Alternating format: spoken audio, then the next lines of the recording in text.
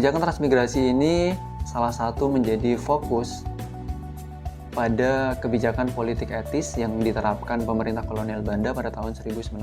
Kenapa orang dulu mau mengikuti program transmigrasi? Teman-teman, sebenarnya ada apa sih dengan Lampung Utara? Kehidupan di luar sana itu kemungkinan sama. Saya dulu berpikiran seperti itu. Bismillahirrahmanirrahim. Assalamualaikum warahmatullahi wabarakatuh.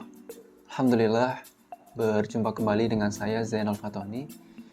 Dalam kesempatan video kali ini adalah salah satu video yang baru, maksudnya dalam artian video yang saya buat dengan tema atau jenis yang baru pertama kali saya buat, yaitu bentuk solo podcast. Insya Allah dalam video-video solo podcast saya ke depan, saya akan kembangkan untuk menceritakan sejarah tentang peradaban Islam, sejarah tentang sahabat-sahabat Nabi, kisah Nabi, dan juga saya akan membahas tentang sejarah Indonesia, baik itu era kolonial Belanda, sejarah Indonesia kontemporer, dan sejarah-sejarah Indonesia lainnya. Pada kesempatan video solo podcast pertama saya ini, saya akan membahas tentang transmigrasi di Indonesia. Pertanyaan kenapa saya membahas ini, terus alasan saya membahas tentang transmigrasi di Indonesia, nanti akan terjawab di penjelasan di podcast saya. Sebelumnya, berbicara tentang transmigrasi, mungkin di antara teman-teman sudah tidak asing lagi ya dengan istilah transmigrasi.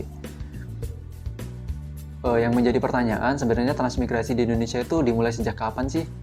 Apakah dimulai sejak Indonesia merdeka atau sebelum di era-era sebelumnya itu sudah pernah dilaksanakan transmigrasi atau yang sejenisnya? Nah, sedikit saya berbagi informasi bahwasanya transmigrasi di Indonesia itu dapat kita klasifikasikan ke dalam 3 masa, yaitu masa kolonial Belanda, masa kedudukan Jepang, dan masa Indonesia setelah merdeka. Masa kolonial Belanda, program semacam transmigrasi ini disebut dengan istilah kolonisasi. Nah, terus kemudian pada masa kedudukan Jepang di Indonesia, program semacam transmigrasi ini disebut dengan Kokumingakkari, dan kemudian istilah transmigrasi itu baru dikenalkan baru menggunakan istilah transmigrasi setelah Indonesia merdeka. Dan kemudian transmigrasi ini masif dilakukan pada era Orde Baru. Nah, ketika berbicara tentang Orde Baru tadi yang terakhir, ini akan berkaitan dengan fokus pembahasan saya, di mana dalam podcast ini saya akan berbagi cerita tentang sejarah transmigrasi di Kabupaten Lampung Utara. Sebelum berlanjut ke fokus pembahasan saya di sini akan menceritakan sedikit sebenarnya transmigrasi di Indonesia itu dimulai pada era kolonial itu di latar belakangnya apa sih dan dimulai sejak kapan. Nah, transmigrasi pada era kolonial itu kan sudah mulai dikembangkan, itu dimulai pada sekitar awal abad ke-20 atau pada awal tahun 1900-an. Kebijakan transmigrasi ini salah satu menjadi fokus pada kebijakan politik etis yang diterapkan pemerintah kolonial Belanda pada tahun 1901, di mana kebijakan politik etis ini meliputi 3 kebijakan utama atau 3 konsep utama, yaitu tentang edukasi, tentang irigasi, dan tentang emigrasi atau migrasi, perpindahan penduduk. Nah, berbicara tentang edukasi, pada politik etis itu kan edukasi yang dijalankan itu merupakan kebijakan yang tidak berimbang, karena edukasinya berkembang hanya diperuntukkan untuk kaum-kaum atas, kaum-kaum bangsawan dan penduduk Belanda itu sendiri. Terus kemudian program irigasi juga tidak berjalan sebagaimana mestinya. Banyak program-program yang kurang menguntungkan bagi rakyat pribumi. Nah, terus yang ketiga adalah program migrasi atau perpindahan penduduk. Teman-teman, transmigrasi secara sederhana itu dapat kita artikan perpindahan penduduk dari tempat atau daerah yang padat menuju ke tempat daerah yang sedikit tidak padat ataupun daerah baru yang memang belum berpenghuni. Secara sederhana transmigrasi dapat diartikan demikian. Lantas sebenarnya kenapa sih Belanda itu mencanangkan salah satu kebijakan pada politik etis itu tentang migrasi perpindahan penduduk? Jadi pada awal abad ke-20 itu salah satu penelitian di Pulau Jawa itu memberikan gambaran kepada pemerintah Belanda bahwasanya kondisi Pulau Jawa ini sudah tidak memungkinkan jika ingin untuk mencapai keberimbangan antara banyaknya penduduk dengan kekuatan ekonomi dalam proses jalannya ekonomi gitu loh. Kayak semacam lahan garapan dan segala macamnya itu tidak berimbang. Karena pada tahun 1900-an, awal tahun 1900-an, penduduk Pulau Jawa itu sudah berjumlah sekitar 27 juta jiwa. Kurang lebih berjumlah sekitar 27 juta jiwa. Dan penduduk di luar Pulau Jawa itu hanya berkisar sekitar 6 juta jiwa. Lantas dengan pertimbangan jumlah penduduk yang tidak berimbang tadi, maka pemerintah kolonial Belanda ini akhirnya mempertimbangkan program migrasi, yaitu dipindahkannya penduduk-penduduk Pulau Jawa agar jalannya perekonomian ini lebih dapat berimbang. Dalam tanda kutip ya kepentingan politik Belanda. Dan saya tidak akan menjelaskan tentang politiknya Belanda dalam program migrasi ataupun program politik etis ini. Nah teman-teman, dalam proses realisasi daripada program perpindahan penduduk era kolonial Belanda, ini terdapat sosok-sosok yang memiliki pengaruh besar. Utamanya yang pertama adalah sosok Gubernur Jenderal Belanda yang waktu itu menjabat, yaitu William Rosboom yang menjabat pada tahun 1899 sampai dengan 1904, yang kemudian menugaskan untuk melakukan penelitian, yaitu seorang residen Belanda yaitu H.G. Heiting. Nah, jadi H.G. Heiting ini yang ditugaskan untuk melakukan penelitian untuk mengimplementasikan program perpindahan penduduk. Pada awalnya beberapa usulan atau pola-pola perpindahan penduduk yang dilakukan Heiting berdasarkan penelitiannya itu banyak ditolak. Namun seiring berjalannya waktu, terus kemudian juga pemerintah Belanda ini mempertimbangkan atas hasil penelitiannya karena sudah mengeluarkan banyak biaya, maka pemerintah Belanda ini akhirnya mencoba untuk merealisasikan proses implementasi daripada program kolonisasi pada masa kolonial Belanda itu mulai direalisasikan pada tahun 1905. Jadi ini masa atau fase percobaan lah istilahnya. Pada tahun 1905 dipilihlah penduduk di Desa Bagelan dari Keresidenan Kedu untuk dipindahkan ke daerah Gedong Tataan, salah satu distrik di Provinsi Lampung. Nah, yang menjadi dasar atau landasan kenapa sih yang dipilih Keresidenan Kedu atau Desa Bagelan tadi yang dipindahkan? Karena di Desa Bagelan, terutamanya di Keresidenan Kedu pada waktu itu sedang mengalami paceklik, masa-masa paceklik, masa musim kemarau panjang, dan juga dipengaruhi oleh rata-rata petani di Desa Bagelan itu merupakan petani miskin, di mana lahan garapan yang dijadikan lahan pertanian itu sangat sempit rata-rata yang dimiliki warga. Itu dapat dirata-ratakan dalam salah satu jurnal yang saya baca, rata-rata mereka hanya punya lahan sekitar 0,17 hektar are. Proses kolonisasi di daerah Gedong Tataan dari Desa Bagelan tadi, pada pemindahan pertama yaitu dipindahkan sekitar 155 kepala keluarga, dan program itu terus berlanjut hingga tahun 1911. Jadi selama beberapa tahun terus dilakukan proses pemindahan penduduk, dan proses kolonisasi ini terus berkembang, terus berjalan di berbagai daerah itu hingga pada tahun 1941, hingga nanti kemudian beralih ke era Jepang, dan nanti akan dibahas mengenai program yang semacam transmigrasi tadi dengan istilah Kokumingakkari. Era selanjutnya, setelah tadi kita membahas tentang era kolonisasi pada era kolonial Belanda, sekarang beralih ke era pendudukan Jepang di Indonesia yang menerapkan juga program perpindahan penduduk. Namun dengan kolonisasi, Kokumingakkari ini tadi itu memiliki karakteristik yang berbeda. Berbeda yang seperti apa? Jadi perbedaan yang mendasar daripada program transmigrasi antara kolonial Belanda dengan pendudukan Jepang itu terletak daripada perekrutmenan atau rekrutmen daripada orang yang dapat mengikuti transmigrasi. Dalam program Kokumingakkari, orang-orang atau penduduk yang boleh mengikuti program transmigrasinya itu hanya penduduk-penduduk yang masih muda atau berusia muda dan memiliki tenaga yang masih kuat, atau dapat dikatakan hanya golongan-golongan laki-laki. Kenapa sih yang dipilih laki-laki dan orang-orang muda atau anak-anak yang masih muda? Itu kaitan erat dengan penerapan Romusa pada era pendudukan Jepang. Jadi mereka juga dipindahkan sekaligus dijadikan sebagai pekerja. Dan itu berlangsung dari tahun 1942 sampai dengan 1945. Itu sedikit tentang kaum Kumingkakari.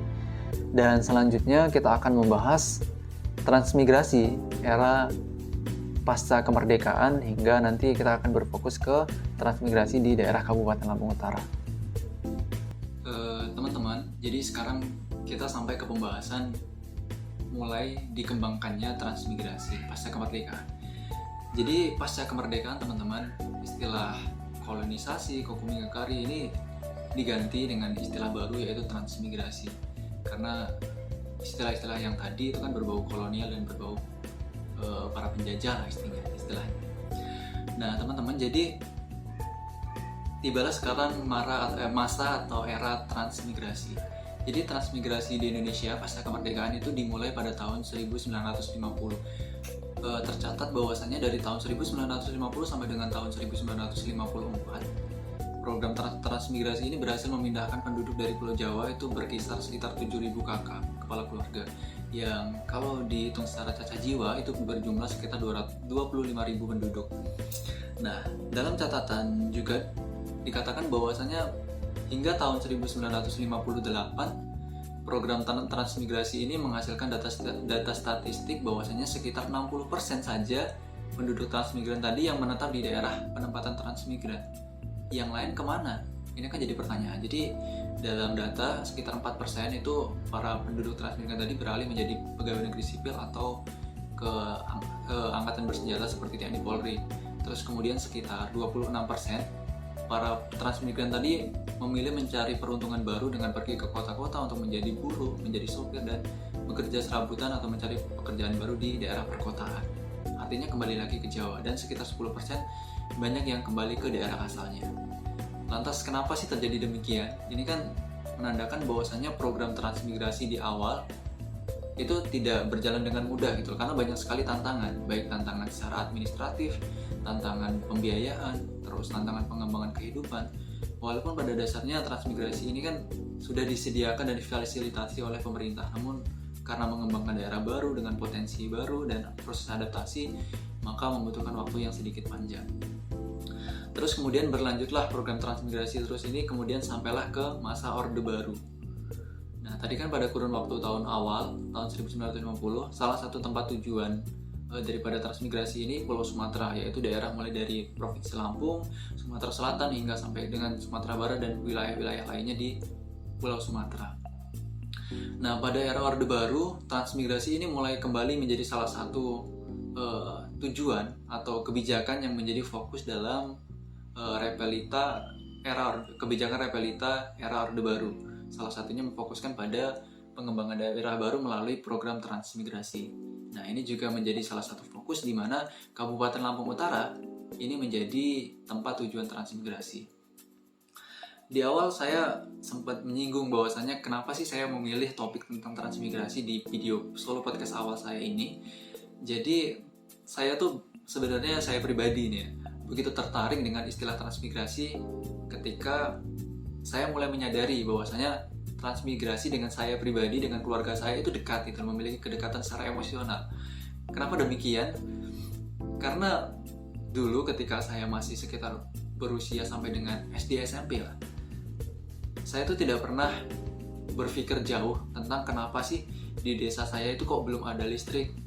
Terus kemudian saya nggak pernah berpikir jauh kenapa kok saya bisa melihat mobil itu dalam waktu yang mungkin seminggu sekali, karena ada mobil masuk untuk menjemput ibu-ibu mau ke pasar. Saya juga nggak pernah mempertanyakan gimana sih kehidupan di luar gitu loh. Saya waktu kecil saya selalu beranggapan bahwasanya ya ketika di desa saya nggak ada listrik, desa saya jarang ada mobil, ya kehidupan di luar sana itu kemungkinan sama. Saya dulu berpikiran seperti itu.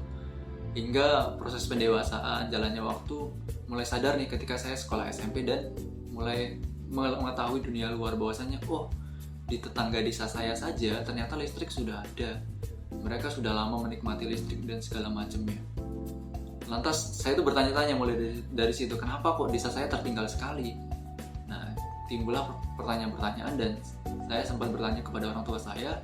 Ternyata ibu saya itu dulunya adalah seorang transmigran. Ibu saya itu transmigran ke daerah Lampung Utara ini pada tahun 1985, seorang diri sampai akhirnya kemudian berkeluarga dan kembali ke tempat transmigran tadi dengan suaminya, dan saya lahir dengan sosok polos yang nggak tahu apa-apa dan awalnya hanya menganggap dunia itu sama. Ternyata ketertinggalan tadi cuma berlaku di beberapa daerah, dan saya mulai bertanya-tanya. Kemudian banyak mendapatkan penjelasan tentang transmigrasi. Kembali ke fokus pembahasan kita mengenai transmigrasi di Kabupaten Lampung Utara. Nah, teman-teman, sebenarnya ada apa sih dengan Lampung Utara? Lampung Utara itu kan merupakan bagian dari Provinsi Lampung, di mana ketika pasca kemerdekaan, bahkan sebelumnya tadi masa kolonisasi dan Kokumingakari, Lampung ini menjadi tempat penempatan transmigrasi. Lantas Lampung Utara ini kenapa sih menjadi juga tempat salah satu penempatan gitu loh? Apakah karena faktor geografis atau karena faktor lain? Itu sebenarnya ada apa gitu loh? Jadi sedikit saya jelaskan bahwasanya Kabupaten Lampung Utara ini pada dasarnya merupakan salah satu kabupaten besar di Provinsi Lampung yang kemudian hingga sekarang ini tahun 2021 mengalami 3 kali pemekaran daerah atau pemecahan kabupaten. Jadi kemudian terbagi menjadi Lampung Utara itu terpecah menjadi Kabupaten Lampung Barat, Kabupaten Tulang Bawang, dan Kabupaten Lampung Utara. Lampung Utara ini dalam segi geografis merupakan daerah yang cukup subur untuk daerah pertanian, baik itu pertanian perkebunan maupun pertanian kering, pertanian musiman, karena daerah Lampung Utara ini secara topografi itu merupakan daerah yang banyak sekali berkontur pegunungan yang terdiri atau tergaris dari jajaran pegunungan di Bukit Barisan, dan juga banyak sekali sungai-sungai besar yang menjadikan tempat untuk menjadi pembukaan lahan atau desa baru untuk mengembangkan suatu kehidupan baru itu cukup mendukung. Dan dalam perkembangannya sebenarnya masyarakat Lampung ini cukup terbuka dengan para transmigran, artinya para penduduk Lampung asli itu memiliki keterbukaan. Namun tidak dipungkiri dari beberapa sumber yang saya baca memang banyak terjadi konflik antara para transmigran dengan para penduduk asli. Para penduduk Lampung asli itu penduduk yang banyak bertempat tinggal di sekitar sungai atau di daerah-daerah yang dekat sungai. Biasanya orang-orang penduduk asli Lampung itu bermukim di daerah-daerah dekat sungai. Dan perangai atau pembawaan orang Lampung itu yang keras lah, berbeda dengan orang Jawa yang lebih kalem dan intinya nggak terlalu keras yang seperti orang Lampung. Jadi banyak problem pada dasarnya itu banyak sekali bersinggungan pada awalnya. Namun pada dasarnya secara umum masyarakat Lampung juga terbuka menerima pendatang baru. Walaupun sekarang kalau yang saya temui di beberapa lingkungan tempat tinggal saya sekarang di Kabupaten Lampung Kabupaten Waikanan, masyarakat Lampung ini yaitu tadi tetap bermukim secara kelompok di daerah-daerah dekat sungai. Biasanya ada beberapa daerah itu di sekitar tempat tinggal saya yang saya ketahui itu merupakan penduduk asli yang menjadi fokusnya tempat tinggalnya orang-orang Lampung. Terus kemudian masyarakat transmigran ini sekarang sudah begitu masif menyebar lah di berbagai penjuru daerah Provinsi Lampung. Dalam penempatan transmigrasi dalam data statistik yang saya dapatkan pada data tersebut dapat saya rincikan bahwasanya pada tahun 1972 antara 71 dan 72 itu penempatan di Kabupaten Lampung Utara banyak sekali warga atau penduduk dari Jawa itu yang datang ke Lampung Utara dengan latar belakang daerah yang beragam. Jadi secara terperinci itu ada yang dari daerah istimewa Yogyakarta, terus kemudian ada yang dari Jawa Barat, dan ada juga yang dari Jawa Tengah. Artinya tidak terfokus pada satu daerah atau provinsi di Pulau Jawa, mereka beragam. Terus kemudian berkembang selanjutnya pada tahun 1973 itu juga terdapat sekitar 450 kepala keluarga yang datang atau yang ditempatkan di daerah Wayabung, Kabupaten Lampung Utara, yang berasal dari keberagaman tadi, ada yang dari Jawa Barat, Jawa Tengah, yang ditempatkan di Kabupaten Lampung Utara. Selanjutnya, seperti yang saya sempat katakan di awal tadi, bahwasanya sebagai salah satu cara untuk menanggulangi konflik, untuk mengurangi gesekan-gesekan antara warga pendatang, warga transmigran dengan penduduk asli, maka pada tahun 1970 itu terdapat transmigrasi yang memindahkan Tentara Nasional Indonesia Angkatan Laut dan juga purnawirawan, pegawai negeri sipil untuk juga mengikuti program transmigrasi. Mereka ditempatkan di daerah Kota Bumi, di Desa Wonomarto namanya. Itu di Kabupaten Lampung Utara juga. Nah, mereka memiliki selain tugas sebagai aparatur sipil negara atau mengabdi pada negara, mereka juga diberi tugas untuk dapat menjaga stabilisasi daerah agar tidak terjadi konflik-konflik antar warga dan konflik-konflik lainnya. Lantas sekarang saya coba sedikit memberikan gambaran mengenai pertanyaan, jikalau ada pertanyaan semacam ini. Kenapa sih orang dulu mau transmigrasi? Kenapa orang dulu mau mengikuti program transmigrasi? Saya juga sempat bertanya-tanya dengan ibu saya gitu. Ibu saya, kenapa sih ibu mau ikut transmigrasi? Buat apa sih? Kesejahteraannya belum terjamin segala macam. Kenapa gitu loh? Nah, lantas saya berhasil mengumpulkan beberapa sumber ya, dari beberapa jurnal dan buku yang saya baca, bahwasanya ada faktor-faktor internal dan faktor-faktor eksternal yang mempengaruhi minat masyarakat mengikuti transmigrasi. Beberapa minat dapat saya klasifikasikan semacam ini. Yang pertama adalah alasan kesejahteraan. Jadi seperti saya gambarkan di awal tadi, di Pulau Jawa kan antara penduduk dengan lahan garapan sudah mulai tidak berimbang nih. Jadi perekonomian itu sudah mulai tidak berimbang. Nah, kemudian dengan alasan perekonomian agar tercapainya kesejahteraan, maka mereka dengan adanya program ini mereka cukup tertarik gitu. Terus kemudian juga dorongan dari pemerintah. Pemerintah itu benar-benar semacam mensosialisasikan program ini lah. Jadi benar-benar warga itu diberikan sosialisasi, diberikan arahan. Dan dalam proses transmigrasi itu teman-teman, jadi para penduduk transmigran itu kan terbagi ke dalam berbagai jenis transmigrasi. Jadi transmigrasi itu ada transmigrasi umum atau transmigrasi dari pemerintah, terus kemudian ada transmigrasi swakarsa, kemudian ada transmigrasi spontan, juga ada transmigrasi lokal.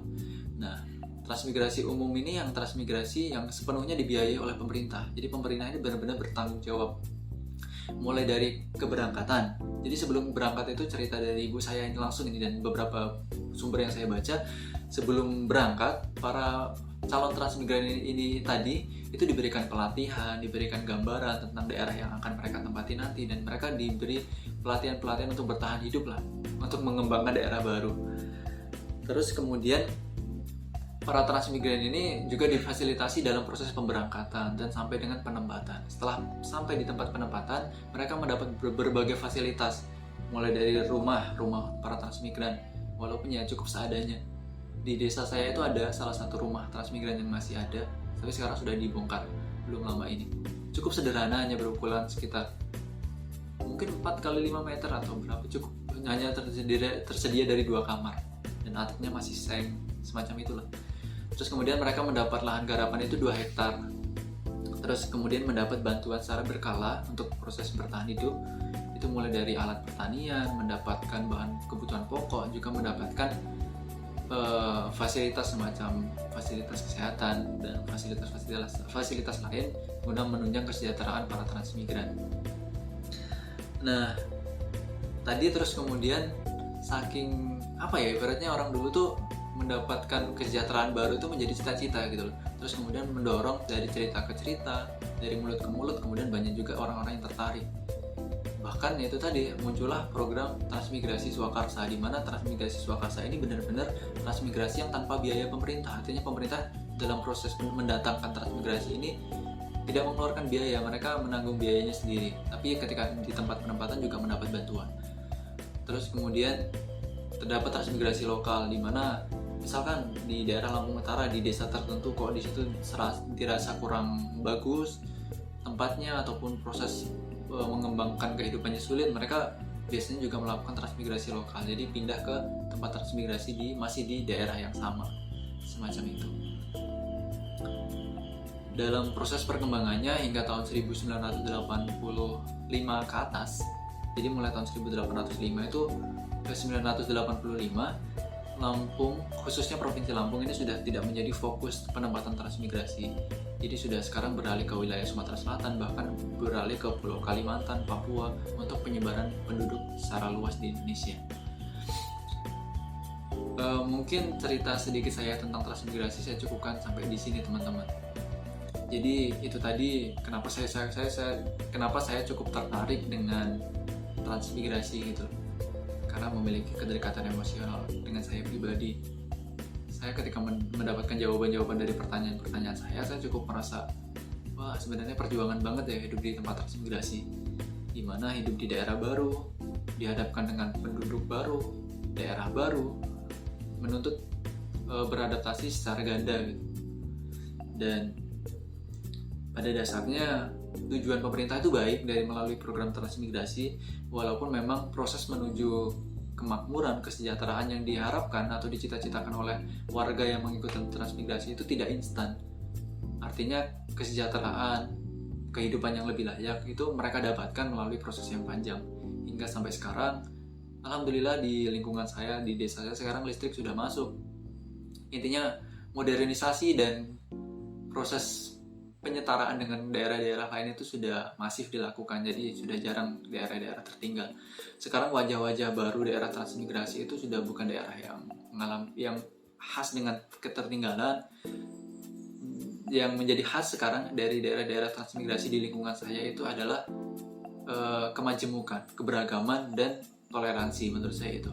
Karena cukup beragam, karena dari berbagai latar belakang, ada orang Jawa Barat, ada orang Jawa Tengah, ada orang Yogyakarta, ada orang Bali. Mereka menjadi salah satu kultur, ciri dari daerah-daerah transmigran itu terdiri dari beragam suku. Terus kemudian mereka hidup berdampingan, bertoleransi dengan penduduk lokal, dengan penduduk pendatang baru.